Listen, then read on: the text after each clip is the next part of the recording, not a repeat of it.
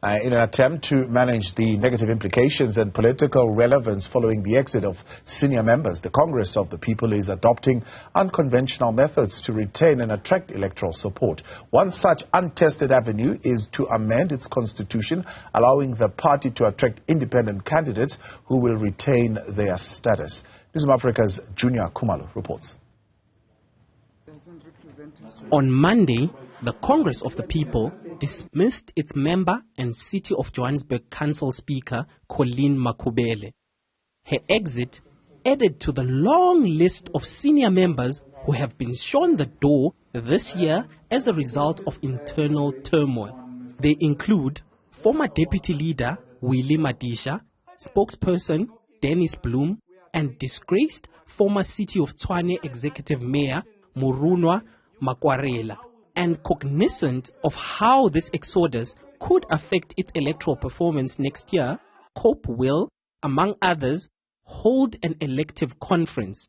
We are also working tirelessly after our branches were, unsettled with all this internal strife, to have our members ready, because we want at least by early next year to go into a conference.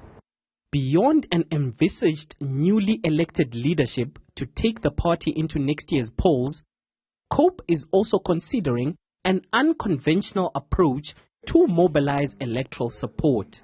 Given the amendment to the Electoral Act paving the way for independent candidates to contest elections, COPE wants to push the envelope through amending its own constitution.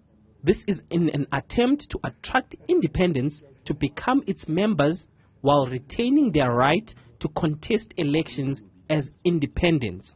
The one significant thing why we also feel we need to go into Congress is because we want to bring in an amendment to our constitution that should accommodate independence, so that then people within COPE can still be members of COPE, can then contest as independents, but still remain our members. An elections analyst believes that while a legal opinion needs to be sought on the loophole that COPE seeks to exploit from the amended Electoral Act, nothing seems to prevent the party from working with independent candidates. The Act seems to say that an independent candidate may not also be a candidate on a list of a party, because the definition of independent candidate is that such a person is a South African citizen who is not nominated on a party list. However, there is a small condition attached that we need to consider. Being a member of a party but not being on the party list would not stop you being an independent candidate. So just even being a provincial leader of a party and being a registered independent candidate would not be forbidden if the party allows it. The amended Electoral Act appears to only refer to possible conflict arising from individuals being a member of the party and an independent candidate in Section 31.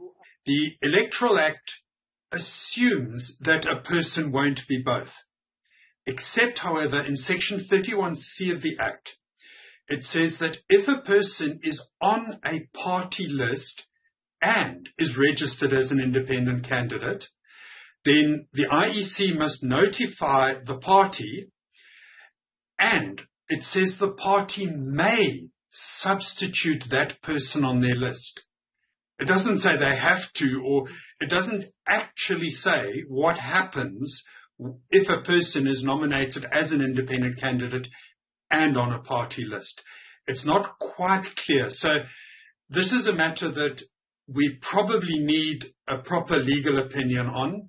My Vote Counts says there is a need for this proposal by COPE to be legally tested to determine if such an opinion is permissible. Despite receiving our media inquiry, the Electoral Commission of South Africa had, by the time of publishing, not responded to our questions. For Newzroom Afrika on Channel 405, I'm Juniour Khumalo in Kempton Park on the East Rand.